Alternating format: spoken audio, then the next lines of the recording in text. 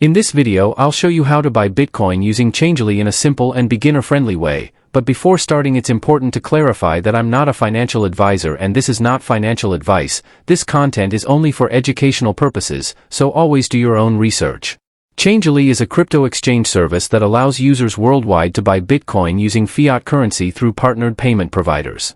To get started, visit the official Changelly website or open the official mobile app and make sure you're on the correct platform to avoid scams.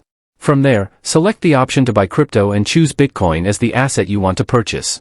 Next, enter the amount you want to spend in a supported currency like USD and review how much Bitcoin you'll receive.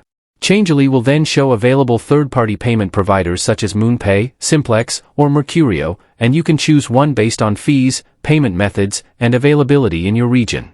Since Changelly does not store your crypto, you'll need to provide a valid Bitcoin wallet address from a wallet you control, making sure it's on the correct Bitcoin network.